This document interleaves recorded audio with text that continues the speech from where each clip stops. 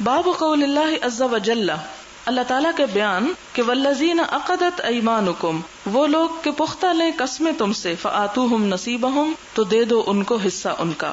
عربوں کے ہاں ویسے بھی آپ جانتے ہیں کہ کوئی اسٹیٹ نہیں تھی، لوگ قبائل میں رہتے تھے اور مختلف قبائل مختلف علاقوں اور جنگلوں اور صحراؤں میں بکھرے ہوئے تھے، اور ان کی ایک ضرورت تھی کہ وہ باہم کسی بھی طور پر ایک دوسرے سے جڑ کر رہیں، اور اسی میں ان کا فائدہ ہوتا تھا۔ آپ نے سورۃ التوبہ کے شروع میں قرآن پاک میں معاہدات توڑنے کی بات پڑھی۔ وہ کیا معاہدات تھے؟ کس نے کیے تھے؟ اللہ کے رسول صلی اللہ علیہ وسلم نے کیے تھے۔ کس سے کیے تھے؟ بہت سے عرب قبائل کے ساتھ کیے تھے۔ کیوں کیے تھے؟ صلح حدیبیہ کے علاوہ کے معاہدات کو، وہ جو براۃ من اللہ ورسولہ، کس لیے کیے تھے؟ کیونکہ یہ عربی زندگی کی ایک ضرورت تھی کہ مختلف قبائل کو اپنا حلیف بنایا جائے، تاکہ بوقت ضرورت اگر کہیں جنگ کا موقع ہو یا کوئی مخالفت کا موقع ہو تو وہ تمام قبائل جن کی باہم ایک دوسرے کے ساتھ دوستی ہو، تعلق ہو، وہ مل کر اکٹھے ہو کر پھر اپنے مخالف کے خلاف لڑ سکیں۔ اسلام جب ایک قوت پکڑ چکا تو اس صورت میں ضروری تھا کہ شرک کا خاتمہ کر دیا جاتا اور ایسے تمام معاہدات کو کینسل کر دیا جاتا، لہٰذا وہ معاہدات وہاں بھی کینسل کیے گئے، اور یہاں پر بھی اس کا پس منظر یہی ہے کہ عربوں کے ہاں جب کسی سے بہت دوستی ہو جاتی تھی تو ان کا معاہدہ کرنے کا طریقہ یہ ہوتا تھا، وہ کہتے تھے کہ تمہارا خون میرا خون، تم جس سے لڑو اس سے ہم لڑیں گے، تم جس سے صلح کرو اس سے ہم صلح کریں گے، تم ہمارے وارث بنو گے ہم تمہارے وارث بنیں گے، تمہارا قرضہ ہم سے لیا جائے گا ہمارا قرضہ تم سے لیا جائے گا، تمہاری طرف سے دیتیں ہم دیں گے ہماری طرف سے دیتیں تم دینا۔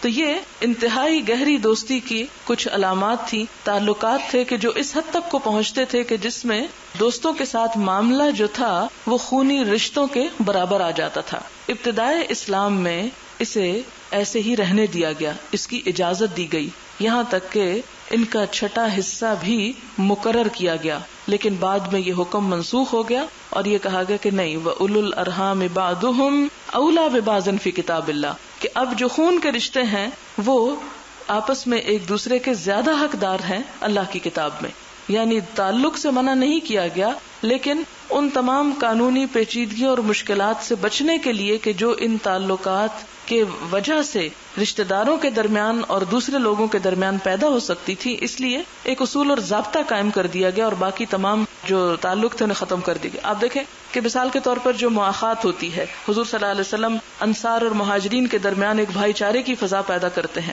تو اس میں بھی ابتدا میں کیا تھا کہ ایک دوسرے کی وراثت میں بھی شریک ہو سکتے تھے، لیکن بعد میں کیا کیا گیا کہ وہ صرف خون کے رشتوں تک وراثت کو محدود کر دیا گیا، اور باقی تعلقات جو ہیں فرمایا کہ ان سے جو تم نے عہد ویسے ہی کر رکھے ہوں وہ عہد تم نبھا سکتے ہو۔ حدثنا السلط بن محمد حدثنا ابو اسامہ عن ادریس عن طلحة بن مصرف عن سعید بن جبیر عن ابن عباس رضی اللہ عنہما ولکل جعلنا موالیا قال ورثته، اور ہر ایک کے لیے ہم نے ٹھہرائے کیا؟ موالی، اور موالی سے مراد کیا ہے یہاں؟ یعنی اس کے وارث۔ والذین عقدت ایمانکم، اور وہ لوگ کہ جن سے تم پکی قسمیں کھا چکے ہو۔ قال کان المہاجرون لما قدموا علی النبی صلی اللہ علیہ وسلم المدینہ، کہ مہاجرین جب نبی صلی اللہ علیہ وسلم کے پاس مدینہ میں آئے، ورث المہاجر الانصاریہ، وارث ہوتا تھا مہاجر انصاری کا، دون ذوی رحمہ، اس کے رشتہ داروں کے علاوہ، للاخوۃ التی آخى النبی صلی اللہ علیہ وسلم بینہم، اس اخوت بھائی چارے اور دوستی کی بنا پر جو نبی صلی اللہ علیہ وسلم نے ان کے درمیان باندھی تھی یا پیدا کی تھی۔ فلما نزلت، پھر جب یہ آیت نازل ہوئی، وَلِكُلٍّ جَعَلْنَا مَوَالِيَ، کہ ہر ایک کے ہم نے حصے مقرر کر دیے، نسخت، تو اس آیت نے اس کو منسوخ کر دیا۔ ثم قال، پھر فرمایا، وَالَّذِينَ عَقَدَتْ أَيْمَانُكُمْ، کہ وہ لوگ جن سے تمہاری پختہ عہد ہو چکے ہوں، تو وہ عہد کس صورت میں پورے ہوں گے؟ یعنی مال کے علاوہ، إِلَّا النَّصْرَ، مدد، وَالرِّفَادَةَ، رفادت ریف دال رف دن ہوتا ہے دینا، کچھ دے کر مدد کرنا، یعنی کسی کو کچھ دے دلا کر اس کی مدد، مالی مدد کے معنی میں۔ نصر اور رفادہ دونوں کا معنی مدد ہی ہے، فرق یہ ہے کہ نصر کیا ہے؟ ہر طرح کی مدد، لیکن رفادہ کیا ہے؟ کسی کو کچھ مال وغیرہ دے کر، یعنی مقرر حصہ نہیں، کسی بھی طرح دے کر اس کی مدد کی جائے۔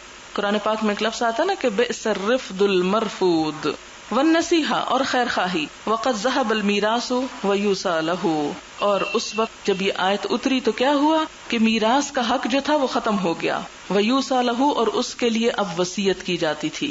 قرآن پاک میں جو آیت میراث آپ پڑھتے ہیں اس میں آپ نے بار بار ایک لفظ پڑھا ہوگا، من بعد وصیۃ یوصی بها او دین، تو وہ یوسی بہا کس کے لیے؟ اور اچھے کاموں کے لیے بھی، لیکن اس طرح کے دوستوں اور تعلقات والوں کے لیے بھی وصیت کی اجازت یا مد چھوڑ دی گئی، لیکن باقاعدہ وراثت میں حصہ منسوخ کر دیا گیا۔ حدثنا قتيبة حدثنا اسماعيل بن جعفر عن حميد عن انس رضي الله عنه قال قدم علينا عبد الرحمن بن عوف فآخى رسول الله صلى الله عليه وسلم بينه وبين سعد بن ربيع۔ حضرت انس کہتے ہیں کہ آئے ہمارے پاس عبد الرحمن بن عوف، تو نبی صلی اللہ علیہ وسلم نے ان کے درمیان اور سعد بن ربیع کے درمیان مواخات پیدا کر دی۔ یہ قصہ بھی پہلے گزر چکا ہے۔ حدثنا محمد بن الصباح حدثني اسماعیل بن زکریا حدثنا عاصم قال قلت لانس رضی اللہ عنہ، میں نے حضرت انس رضی اللہ تعالیٰ عنہ سے کہا ابلغک ان النبی صلی اللہ علیہ وسلم قال لا حلف فی الاسلام، کیا تمہیں یہ بات پہنچی ہے کہ نبی صلی اللہ علیہ وسلم نے فرمایا تھا کہ اب کوئی حلف یعنی جاہلیت کے عہد و پیمان کی طرف اشارہ ہے، حلیف بننا، اسلام میں حلیف بننا نہیں۔ فقال، تو انہوں نے کہا قد حالف النبی صلی اللہ علیہ وسلم بین قریش والانصار فی داری، تو انہوں نے کہا کہ حضور صلی اللہ علیہ وسلم نے قریش اور انصار میں میرے گھر میں عہد و پیمان کرایا تھا۔ اب یہ بظاہر دو باتیں کنٹراڈکٹری نظر آ رہی ہیں ایک ہی حدیث کے اندر، کہ ایک صحابی کہہ رہے ہیں کہ کوئی اب اسلام میں حلف نہیں رہا، اور دوسرے کہتے نہیں میرے گھر میں ایسا ہوا تھا۔ تو اس کی وجہ کیا ہے؟ اس کو آپ کس طرح اس کا کنٹراڈکشن دور کریں گے؟ اس طرح کہ اسلام کی ابتدا میں جب مسلمان ہجرت کر کے گئے تھے تو اس وقت یہ تعلق آپس میں قائم کیا گیا تھا، لیکن اس کے بعد کیا ہوا کہ باقی تمام چیزوں میں وہ تعلق باقی رہا سوائے وراثت کے، پھر وہ منسوخ ہو گیا۔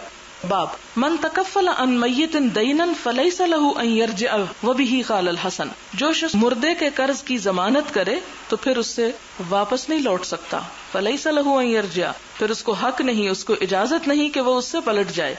وبه قال الحسن، اور حسن بصری نے بھی یہی کہا ہے۔ اس کا معنی کیا ہے کہ مثلا کسی شخص کے اوپر قرض تھا اور وہ مر گیا، کسی دوسرے نے کہا میں دوں گا، پھر اب اس کو دینا ہوگا، میت بری ذمہ ہو گئی، اب جس نے ذمہ لیا وہی ایک طرح سے مقروض شمار ہوگا، قرض دار اسی سے مطالبہ کرے گا، اور اگر خدا نہ خواستہ وہ بھی مر گیا تو مقروض مرے گا، یعنی یہ ایک طرح سے عہد ہوتا ہے اور اس عہد سے پھرا نہیں جا سکتا۔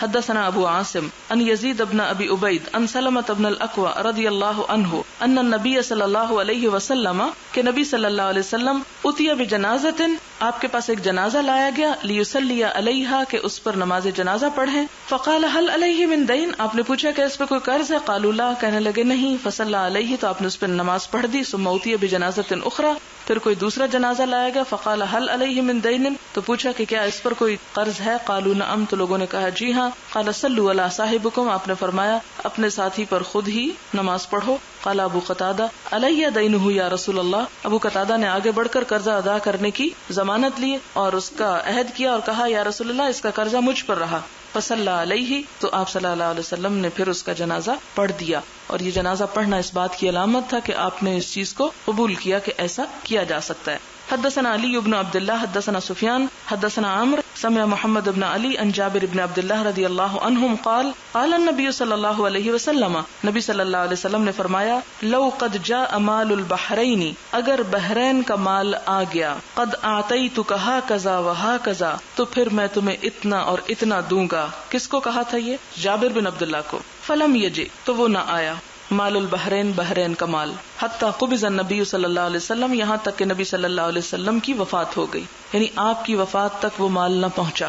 فلما جاء مال البحرین، جب مال آ گیا بحرین کا، امر ابو بکر، تو حکم دیا ابو بکر نے، فنادا، پھر منادی کی گئی کہ من کان لہ عند النبی صلی اللہ علیہ وسلم عدۃ، کہ جس سے بھی نبی صلی اللہ علیہ وسلم نے کوئی وعدہ کیا تھا اس مال کے دینے کا، او دین، یا کوئی قرضہ ہے، فلیأتنا، تو چاہیے کہ ہمارے پاس آ جائے، یعنی حضور صلی اللہ علیہ وسلم بحرین کی طرف سے آنے والے مال کا، خراج کا، جو ان لوگوں پر عائد ہوا تھا، انتظار کر رہے، اور ہو سکتا ہے کہ کوئی لے کر چل پڑا ہو، لیکن جب تک وہ مال پہنچا آپ صلی اللہ علیہ وسلم کی وفات ہو چکی تھی۔ آپ کی وفات کے بعد حضرت ابو بکر صدیق رضی اللہ تعالیٰ عنہ کیا تھے؟ خلیفہ تھے۔ انہوں نے کیا کیا؟ لوگوں کو اکٹھا کیا، ان سے کیا کہا کہ لوگوں، اگر کسی سے بھی حضور نے کوئی عہد کیا تھا صلی اللہ علیہ وسلم، یا کوئی بھی آپ کا قرضہ اس کے اوپر ہے، یعنی آپ کے ذمے کسی شخص کا کوئی قرضہ ہے، تو وہ چاہیے کہ سب آ جائے میرے پاس تاکہ میں اس کو چکا دوں۔ اب اس سے کیا پتہ چلتا ہے کہ کسی سے کیا ہوا عہد کسی چیز کے دینے کا بھی دراصل کیا شمار ہوتا ہے؟ ایک طرح سے قرض شمار ہوتا ہے. اسی لیے ان دو چیزوں کو کمبائن کیا گیا. فَأَتَيْتُهُ، تو جابر کہتے ہیں کہ میں آپ کے پاس آ گیا. کس کے پاس؟ حضرت ابو بکر کے.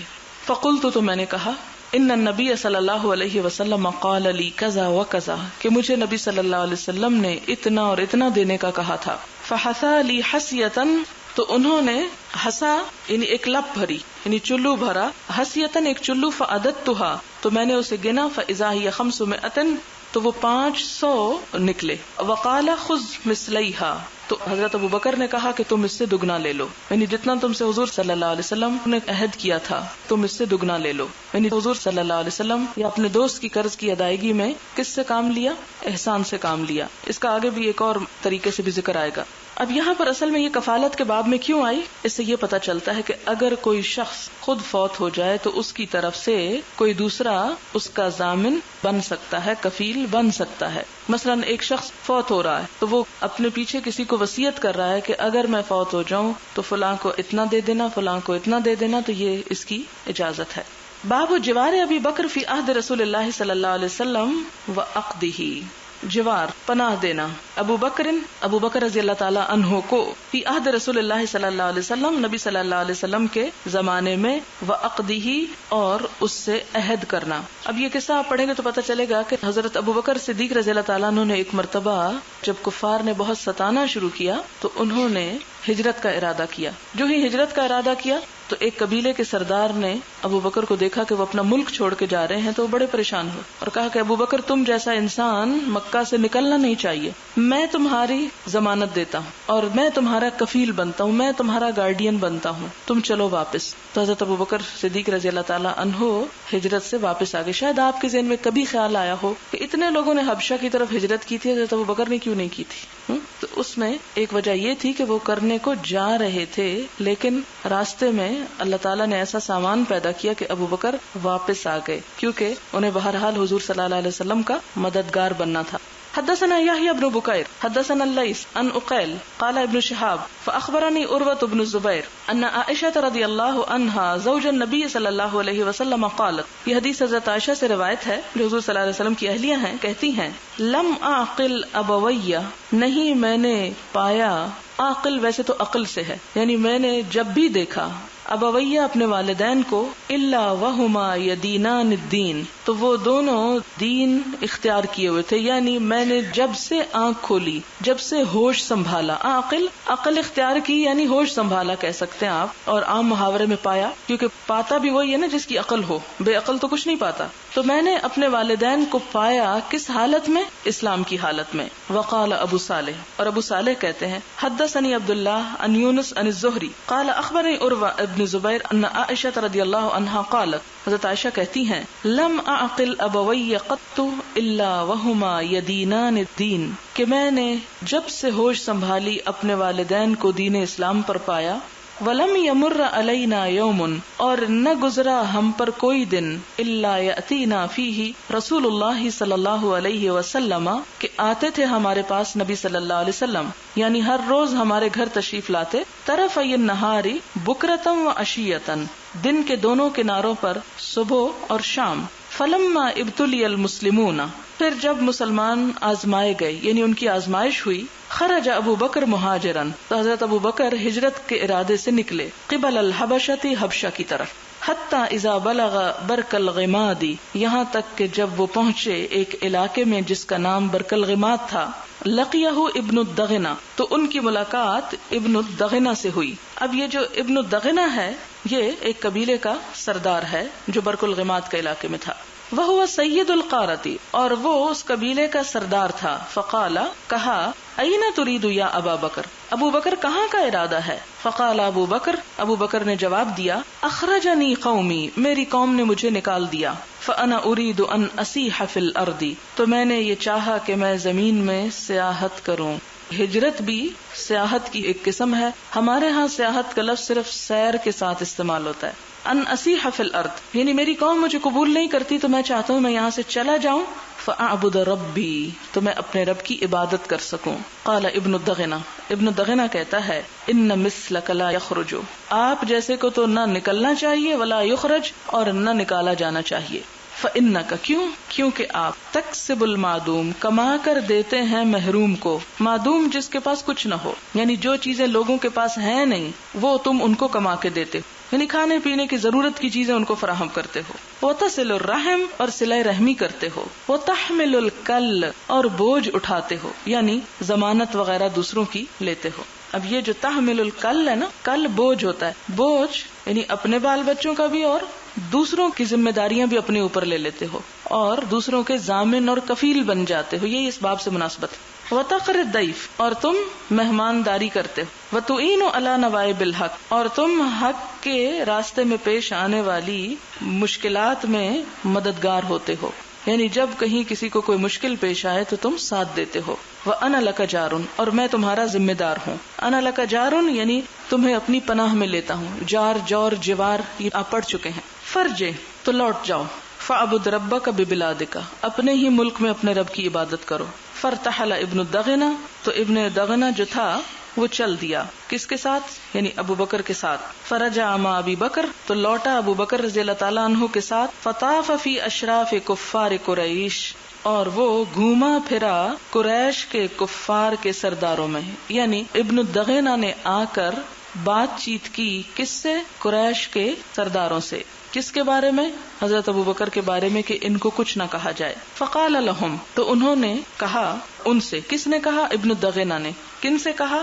قریش سے. ان ابا بکر لا یخرج مثلہ ولا یخرج، کہ ابو بکر جیسا نہ تو نکلنا چاہیے یہاں سے اور نہ نکالا جانا چاہیے. اتخرجون رجلا یکسب المعدوم ویصل الرحم ویحمل الکل ویقر الضیف ویعین علی نوائب الحق.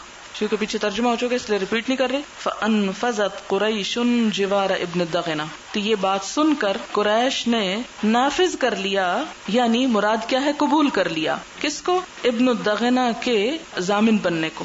تو قریش کے کافروں نے ابن دغنہ کی پناہ منظور کر لی. وآمنوا ابا بکر، اور وہ ابو بکر کو امن دینے پہ راضی ہو گئے. وقالوا لابن دغنہ، اور ابن دغنہ سے کہنے لگے مر ابا بکر، ابو بکر کو کہو فلیعبد ربہ فی دارہ، کہ اپنے رب کی عبادت اپنے گھر کے اندر ہی کیا کرے. فلیصلی، چاہیے کہ پڑھے نماز، وہی نماز پڑھے. ولیقرأ ما شاء، اور جو پڑھنا چاہتا ہے پڑھے. یعنی وہ حرم پاک میں آ کر یا گھر سے باہر نکل کر نہ نماز پڑھے نہ قرآن پڑھے. کیوں؟ کسی کو تو کچھ نہیں کہہ رہے تھے، پڑھ کے ہی دکھا رہے تھے نا، لیکن عملی تبلیغ تھی. ولا یؤذینا بذالک، اور ہمیں اس چیز سے اذیت نہ دیا کرے. تو گویا ان کو کیا تھا؟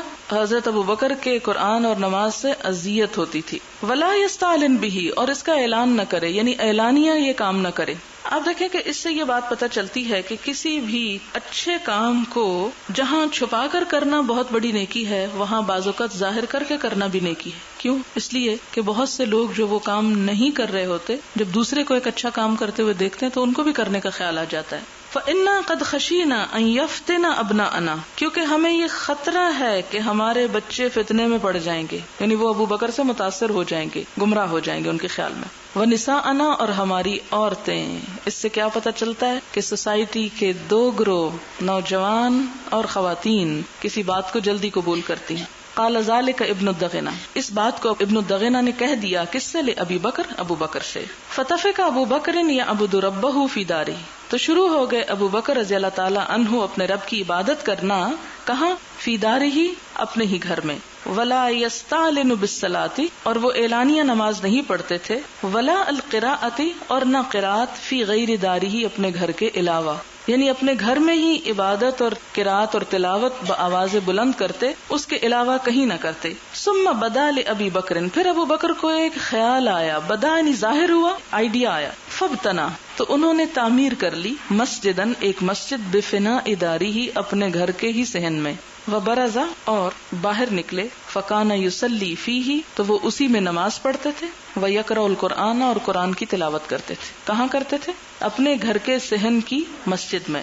فیتقصف علیہ نساء المشرکین، تو مشرکین کی عورتیں ان پر ہجوم کر دیتی، وابناؤہم، اور ان کے بچے، ان کے بیٹے، یعجبون، ان سے تعجب کرتے، حیران ہوتے، وینظرون الیہ، اور ان کو دیکھتے، یعنی حیرانی کے ساتھ ابو بکر کو دیکھتے کہ یہ کیا کر رہے ہیں. وکان ابو بکر رجلا بکا، اور ابو بکر جو تھے بہت رونے والے انسان تھے. لا یملک دمعہ حین یقرأ القرآن، جب بھی قرآن پڑھتے اپنے آنسوؤں کو روک نہ سکتے تھے، یعنی قرآن اس طرح ان کے دل میں اترتا تھا، کیونکہ رونے کا تعلق دل سے ہوتا ہے نا، تو جو چیز دل میں اثر کرے اسی کی وجہ سے رونا آتا ہے. فافزع ذلك اشراف قریش من المشرکین، تو اس چیز نے مشرکین کے سرداروں کو خوف زدہ کر دیا کہ یہ تو بات بگڑ گئی، ہم نے جو پناہ قبول کی یہ تو معاملہ وہی ہو گیا جس سے ہم ڈرتے تھے. فارسلوا الى ابن دغنہ، انہوں نے ابن دغنہ کو بلا بھیجا. فقدم علیہم، تو وہ ان پر آ گیا. فقالوا له، تو اس سے کہنے لگے،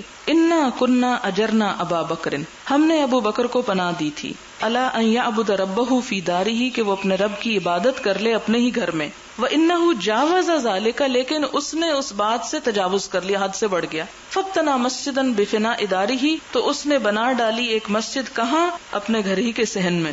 وَأَعْلَنَ الصَّلَاةَ، اور اعلانیہ پڑھنی شروع کر دی نماز، والقراءة، اور قراءت. وَقَدْ خَشِينَا أَن يَفْتِنَ أَبْنَاءَنَا وَنِسَاءَنَا، تو ہمیں ڈر ہے کہ فتنے میں ڈالے گا ہمارے بچوں اور عورتوں کو. فَأْتِهِ، تو اس کے پاس جاؤ. فَإِنْ أَحَبَّ أَن يَقْتَصِرَ، اگر وہ پسند کرے کہ وہ اکتفا کرے گا، عَلَىٰ أَن يَعْبُدَ رَبَّهُ فِي دَارِهِ، کہ وہ اپنے رب کی عبادت اپنے گھر ہی کے اندر کر لے، فعلا، تو کرتا رہے. وَإِنْ أَبَى، اور اگر وہ انکار کرے کہ گھر کے اندر کرنے کی بجائے باہر مسجد میں کرے گا، الا ان يعلن، مگر یہ کہ اعلان ہی کر کے کرے گا، ذالک، اس بات کا، فسلہ، تو اس سے پوچھ لیجئے، ان يرد الیک ذمتک، کہ لوٹا دے تیری طرف تیرے ذمے کو، یعنی تیری کفالت سے پھر وہ باہر آ جائے، تیری ضمانت تجھے واپس لوٹا دے. فإنا کرہنا ان نخفرک، کیونکہ ہمیں ناپسند ہے یہ بات کہ ہم تمہاری امان کو توڑیں، یعنی جو ہم نے تمہارے سے عہد کیا تھا وہ ہم پورا کرنا چاہتے ہیں. اس سے ایک اور بات پتہ چلتی ہے عرب جاہلی معاشرے کی. انسان بعض اوقات سوچتا نا کہ اللہ تعالیٰ نے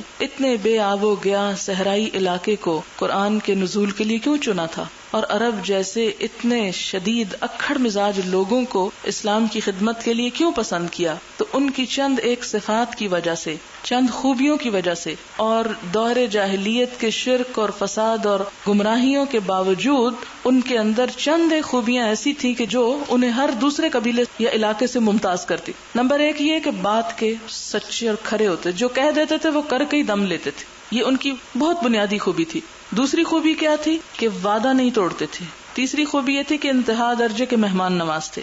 یہ خوبیاں جو تھیں یہ کہیں اور پائی نہیں جاتی تھی. آپ دیکھیں کہ آج تو مسلمان معاشرے کے اندر جھوٹ عام ہے، وعدہ پورا کرنا تو ویسے ہی کوئی بات نہ ہوئی، اور مہمان نوازی وہ بھی صرف اس صورت میں ہوتی ہے کہ جہاں کوئی مفاد مقصود ہو، اس کے علاوہ نہیں.